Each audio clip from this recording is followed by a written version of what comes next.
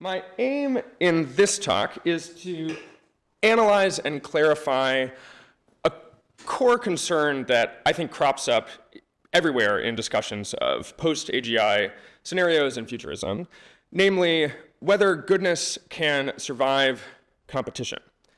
So I'm going to distinguish between a few different variants of this concern, some of which seem to me more fundamental than others.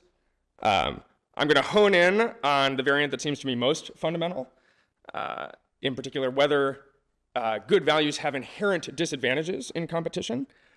I'm going to try to stare briefly at some of the scary trade-offs that solving that version of the problem could imply. Yeah, if in fact we should try to solve it, which I'm not totally sure. And so we can talk about that a little bit. Big question is sort of how big of a deal are these issues in practice? We'll see how much time we have for that. But I'm not sure, and hence I'm not actually sure we should try to solve this. I also, there's a longer version of this talk that I gave in San Francisco last week. That's going to be online hopefully soon. So if you want more of this content, you can check that out. Okay. So just to say more about what I mean here, I'm going to start with this kind of high-level vibe. It's just a vibe, and then I'm going to try to be a little more precise about it. So the vibe is as follows. Claim one, what wins competition? Power. And power, unfortunately, famously, painfully, is not the same as goodness. Yikes. Okay. So every opportunity to sacrifice goodness for the sake of power makes you more likely to win. Thus, if the future involves a lot of competition, then goodness loses. Okay, that's the vibe. Now, let's pause here and be like, what are we talking about? What is this? This is very abstract. And it is abstract. And it's kind of going to stay abstract. And I'm sort of sorry about that. I'm sort of not sorry. But I do want to just acknowledge, like, actual lived experiences of this sort of dialectic involve a ton of detail, and it's kind of important to engage with that detail in a given case. It's going to be like high level here. I think there's utility in having a kind of conceptual structure such that you're familiar with it enough to notice when it's cropping up in a ton of different forms. But I do want us to be wary of the level of abstraction here. That's a real problem, and I'm not saying it's not. Okay, so with that said, so variants of this concern, I claim, crop up everywhere in at least a certain strand of futurism, and I think beyond. The particular strand of futurism I have in mind, I associate with the Future of Humanity Institute, though I think there's lots of kind of people clustered around that. Actually, Robin Hanson, who's here today, has, I think, one of the earliest pieces in the kind of canon I have in mind called Burning the Cosmic Commons, Evolutionary Strategies for Interstellar Colonization. It's like what good old-fashioned like futurism. But there's a sort of long lineage descended from that. And notably, I'm actually excluding here the entire edifice of discussion around technical AI alignment, which I actually think can be understood under this frame as well, and I'll talk about that a little bit in a second. But there's a bunch of there's a bunch here that is sort of trying to set aside technical AI alignment and still feeling concerned about the thing I want to talk about. And then also, have you heard sometimes people like, oh, what's the problem with AI? Somehow the problem is just capitalism, right? It's just somehow that's the same. I think that's kind of about this too, and I'll say a little bit about that. Okay, so that's the sort of intellectual lineage here. Okay, so what do I mean by goodness and competition? Well, I'm not going to try to define them in much detail. I hope you kind of you can have some sense already of what I mean. Paradigm examples of goodness that are often thought vulnerable in the context of this kind of concern include consciousness, pleasure, beauty, leisure, concern for the weak, prevention of suffering, adequate reflection on the good itself. That one's a little meta, but that's okay. And the basic nightmare here is that somehow competition, quote unquote, grinds these all away. Now, okay, again, what do we mean? Not sure, but like a vibe, you know how if say you work at like a really intense job, really intense firm or something, and they give you less vacation or something. It's like there's less vacation, it's somehow more, they give you the minimal amount of vacation to keep you functional or keep you, max productivity. It's sort of like, what if consciousness is like that? What if goodness is like that? You just get the minimum amount, and what if the minimum amount is not enough, or in fact nothing? Or worse than nothing? What if the most competitive thing is somehow involves a bunch of suffering or tyranny or oppression or something like that? So that's the sort of broad concern here. Okay, so what is competition? Again, I'm not going to define it too much. Paradigm examples, though: evolutionary selection, war, competition between firms, mimetic competition. We can try to talk about like what do these things have in common. You know, at a first pass, this isn't a definition, but just like throwing some stuff out there. I think often there's some sort of search over strategies, either explicit search on behalf of agents or kind of implicit search via natural variation. I think there's often a kind of zero-sum element. Often there's some kind of agentiness on both sides. So like I think it's not like, suppose you had two rocks, you got a big rock and a small rock, and they collide, and like the small rock dies. Is that competition? No. I don't think so. Maybe you're like, time is the greatest competition, right? Sometimes people think evolution is just time, and maybe it is, but it's kind of lame. Anyway, yeah, I guess another one is there's often some element of like, if you win the competition, then you're in a better position going forward. There's some kind of like ongoing advantage that comes. You gain more resources, something like that.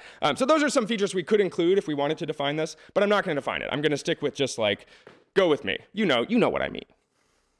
Okay, a few other things. I'm going to mostly be talking about like the long-term trajectories here, so the long-term future of goodness. If you're just interested in like what happens in the next 100 years or so, it's a little less relevant. I'm also going to assume, though I don't actually think we should assume this, that good futures require some minimal empowerment of agents with good values. So agents that are in some sense like trying to make things good or that care about good stuff or something like that. Now that's not necessarily true. You could have a good future and no one cares about goodness directly. Somehow it emerges. So you know, we should think about that too. But I'm gonna, for now, assume that it's got to be like someone around who cares some minimal amount about goodness, and maybe lots of people, lots of caring, and maybe with a decent amount of power. Okay. So now let's go into some variants of this concern. So the first variant, and a subject that's, I think, an animating concern of this workshop, is whether humans, biological humans, like us, can compete. And the answer is no, we cannot compete, in a particular sense at least. So post-AGI, biological human labor is eventually going to be wildly uncompetitive. Relative to kind of available, the space of possible forms of technologically feasible labor, I claim, is such that human labor is not the best in it. And like by a lot, like it's not like close. It's really not the best. Now sometimes people are like, oh, but you know, there's like niche stuff, like people are really gonna want human priests or something. And like, who's gonna want that? The humans? Who have power for some reason to pay for the priests or something? Well, maybe. Okay, yeah. Okay, I'm not sure. Maybe there's a few niche areas, but like, no. And I think people are in denial about this. Like, you know, people are, especially, I think it's sometimes ambiguous if we're talking about the short term, the long term, but like, people will come up with proposals. Yeah, anyway, so, I mean, there's a way you could be not in denial. So so if you think that good futures require biological human labor, in particular, to still play a key role in the economy, then I claim this is going to require very significant constraints on the competition that economy reflects. And I also am going to claim, though not defend, that this is unlikely to be the right path forward in the long term. There may be things to say about the medium term, but I think this is not the right long-term path. I don't think we should work super duper hard to make sure that biological humans are still specifically working. Now, maybe you disagree with that. We can talk about that. I think at the least, any proposals in this respect should like really grapple with the kind of long-term trajectory here of like what is the eventual competitive status of biological human labor. Okay, but so that's just one variant of the concern. I think this is less fundamental. And in particular, one reason I think this is less fundamental is that we should distinguish between biological human labor and the values that humans have or work on behalf of. And when you decouple those, it's possible to have more competitive forms of labor that are nevertheless working on behalf of human values. And I think this is an important decoupling. We can also decouple notably the possessor of the values, or the kind of the source of the values, and the object of the values. So say you like, say you're a parent and you hire a security guard to protect your kids, right? The labor is the security guard. the value possessor, the values are your values, and the object of the values is your kids and their welfare, right? In the contemporary economy, these are often tightly coupled.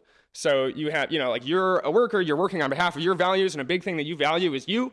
Maybe not the only thing, but we can decouple these. And when we decouple these, so the vision often in the context of kind of post-AGI speculation is that there will be these hyper-competitive AI systems that are hopefully working on behalf of your values, and then the thing you value is whatever you value, your utility function.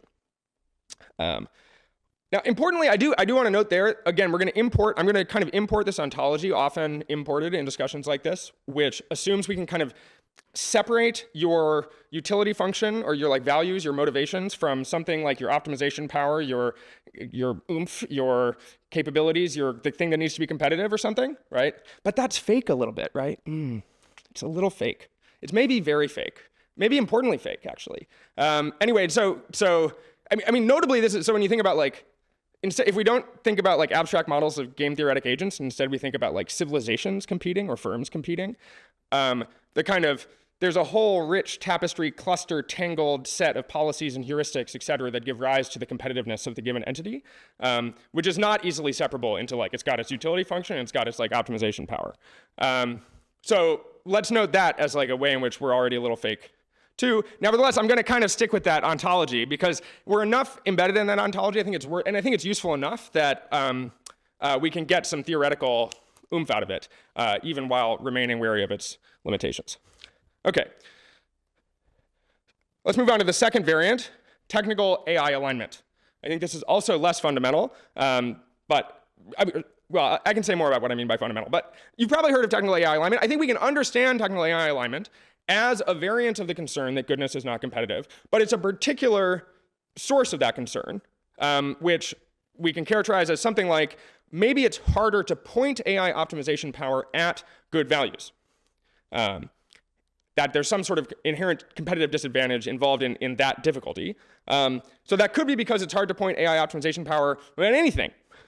It's just hard to point. That's one version. Another version is it's hard to point at good values in particular because something. Maybe they're harder to measure. Something, clicks, easy to measure. Human values, often thought harder for some reason. So that's one source of competitive disadvantage for goodness, and I think it's the one that technical AI alignment is most worried about. And the worry is, you've got two different AI developers or something. One of them is trying to pay these costs of pointing AIs at the actual good values, and the other is doing something else, just building whatever AIs happen to pop out first or something like that. And then the worry is you have a competitive asymmetry there, and so you should expect selection for the less goodness committed actors or something like that. So that's a version of the concern, but I don't think it's that. I think in some sense, the concern here persists even if we solve this particular problem. So people often use this concept of an alignment tax. And we can distinguish between two types of alignment taxes. There's alignment taxes involved in pointing, the development and deployment of an AI that has a certain set of values.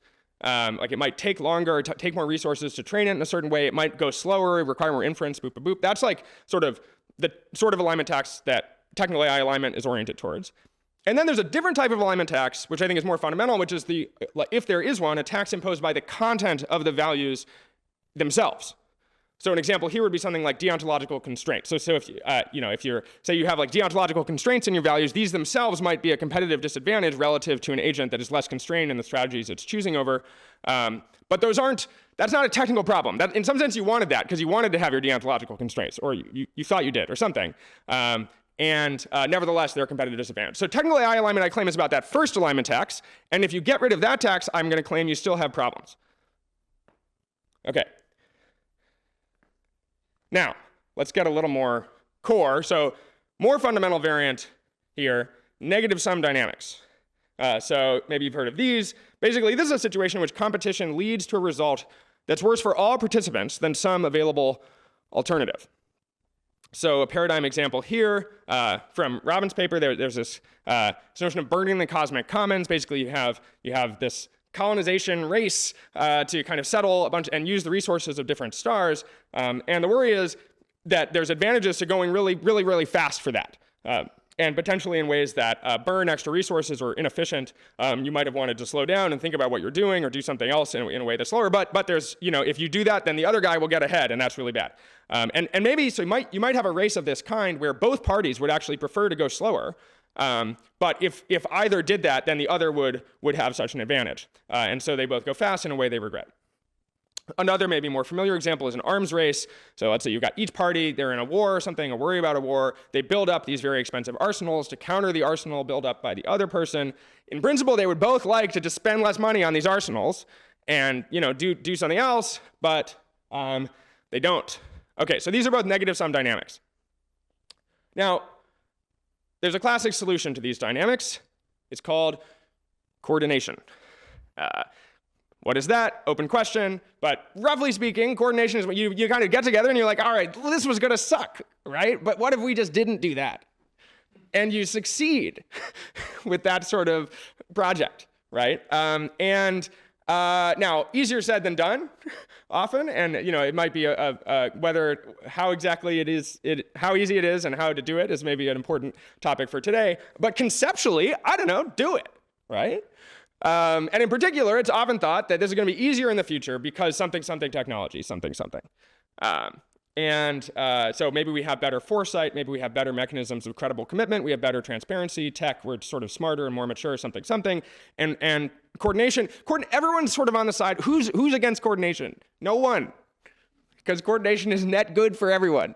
If you're an anti-coordinator, well, I don't know. Anyway, we'll talk about that. But at a high level, I think this one is kind of hard in practice. All these, by the way, what do I mean by fundamental? I'm not saying it's like not hard. I'm sort of saying about like how much is conceptually they're an available solution that isn't about constraining competition per se.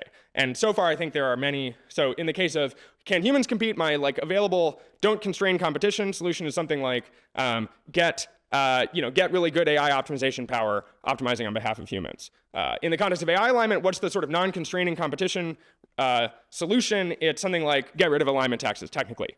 And in the context of coordination or of negative sum dynamics, what's the sort of non-competition constraining solution? It's coordination. Now, these solutions might be, it's like, yeah, Joe, the solution's great. It's like put the ball in the goal. It's easy, just do it. Nevertheless, I think I'm interested in here, especially in ways in which competition kind of per se is the fundamental problem. And also getting to those other solutions might require sort of temporary constraints on competition, or otherwise you might not solve it fully, and then you need more ongoing constraints. But that's what I mean by fundamental. And I think so far we haven't yet hit one that's like really, really fundamentally about constraining competition. But there's a fourth variant. So the fourth variant, and the one I'm going to focus on a little bit more, I think we got time here. So it's failures of what's called the strategy stealing assumption. So the strategy stealing assumption is coined by Paul Christiano, or maybe it was Jessica Taylor in a 2021 essay. Roughly speaking, the strategy stealing assumption is the idea that agents with good values don't have any inherent competitive disadvantage relative to other agents, because agents with good values can quote unquote steal the strategies that those other agents pursue. So the paradigm example here is, you're a utilitarian, a good old-fashioned utilitarian, and you're in competition with a paperclip maximizer. Okay, so what do you do in this competition? You do all the same stuff because you're kind of structurally identical as agents. So you fight, you coordinate, whatever it is. You're just an optimizer, you're just getting resources, and then the only difference between you two is what you do with your resources at the end. Either you make paperclips or you make utilitarian, right? So kind of you're on a par in all competition is the thought. And the hope of the strategy stealing assumption is that somehow that dynamic is going to hold true kind of across the board, that there's no intrinsic, at the least, goodness is kind of on a par in its ability to compete with other value systems. Now, there's also, some people sometimes have the even greater hope that goodness is somehow intrinsically advantaged in competition for various reasons. Maybe good people, they're honest and they can coordinate better and they trust each other and they, it's like, there's a lot of movies that I think are actually dealing with this, some like dialectic in this broad vicinity where it's like, the bad guys and it looks like they're going to get advantages because they lie and cheat and steal, but then actually they hate each other, and then it all falls apart, but the good guys. Anyway, so there's some hope that maybe goodness is actually tied more deeply to competitiveness. Now, obviously, the strategy ceiling assumption then goes the other way. The bad agents could, in principle, get hip to that dynamic and be like, oh, maybe we should be honest and have like good integrity and cooperate and stuff like that. And maybe that's good, but maybe it's not. Maybe that's not enough. Anyway, I'm going to count that as also a scenario in which the strategy ceiling assumption is true in some sense. If goodness is actually advantaged, then it's at least on a par. Okay, so how might this the strategy ceiling assumption fail? I'll go through a few different ways. So one is agents could intrinsically value doing the thing that you wanted to coordinate to avoid in the context of negative sum dynamics. So Carl Schulman has an essay called "Spreading Happiness to the Stars is Little Harder Than Just Spreading." It's an interesting essay. He goes through a version of the kind of burning the cosmic commons dynamic that involves what he calls locusts. In a previous version so locusts in his definition are, it's a little ill-defined, but they're basically there's a value system that just wants to burn resources, gather resources, and burn them as fast as possible, as much as possible, something like that. Now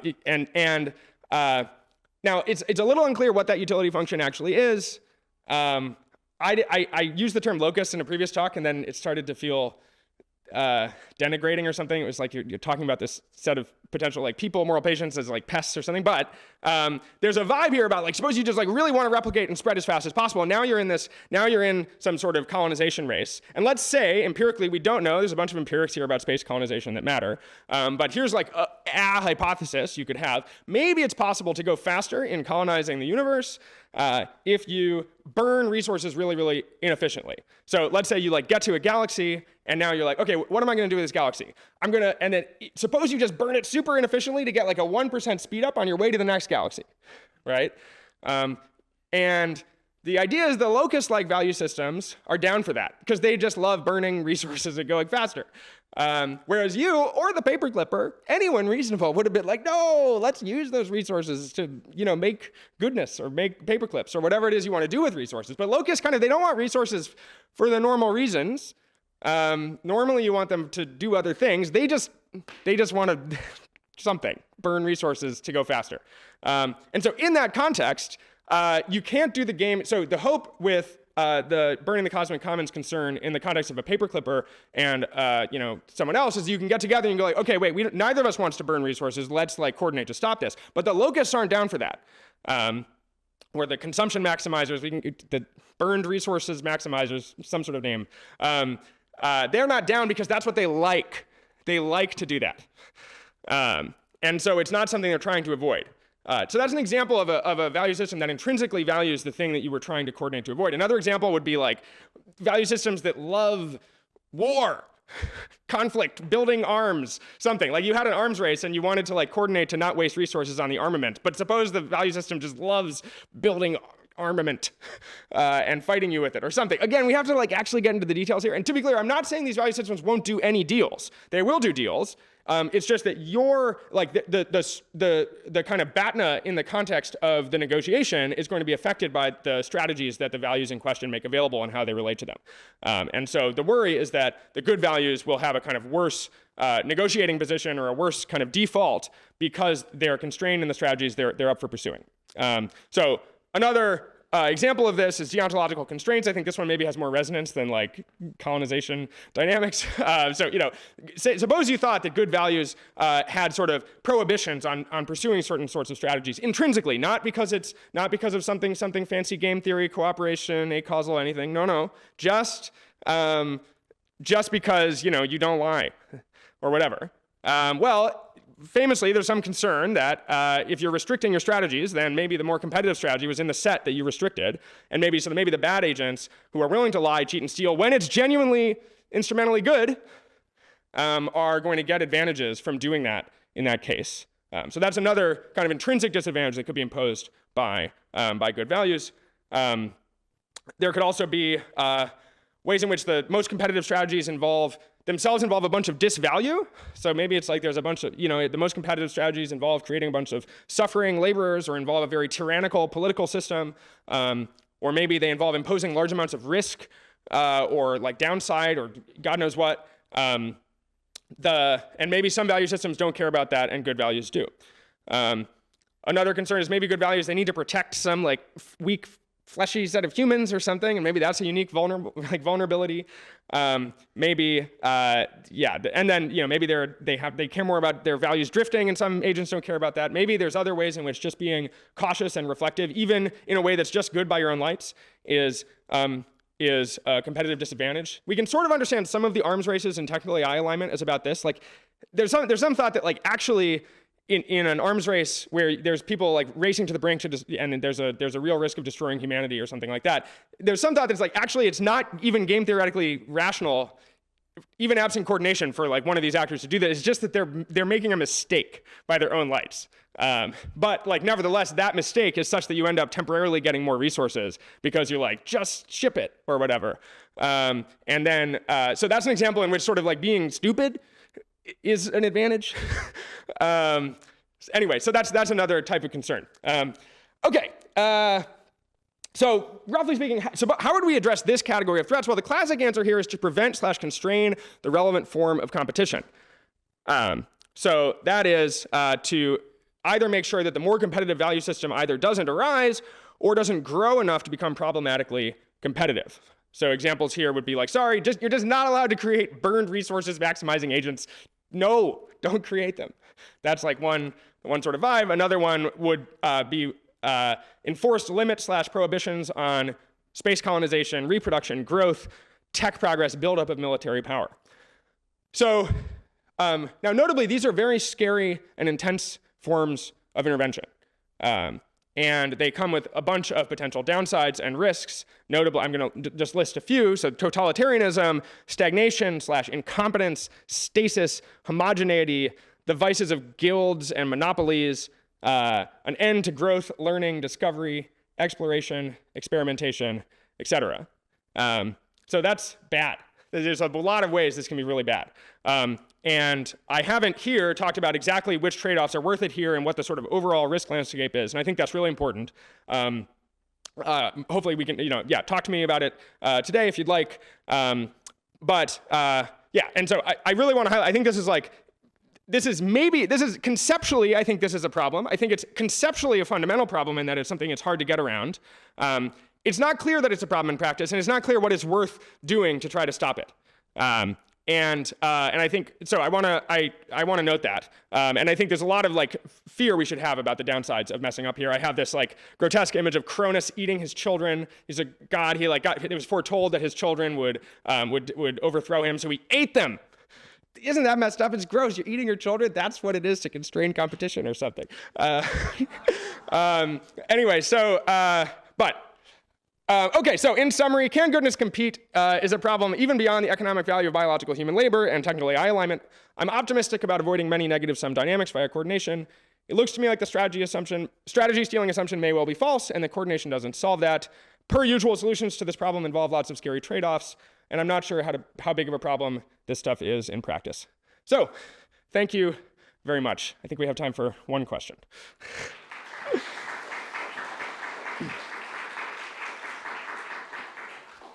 The question was, is this maybe somehow a problem of lack of competition? And I think maybe. I think there's a lot of ways in which shutting down competition can be bad. In particular, it can shut down the possibilities for goodness of various forms. It can lead to all the risks that I sort of gestured at the end of the slide. And I think there's sort of a question of like on net, which is the bigger problem or which is the bigger concern in a given case. Okay. Thank you, everybody. I will follow up on the Google Doc with other questions, but appreciate your attention.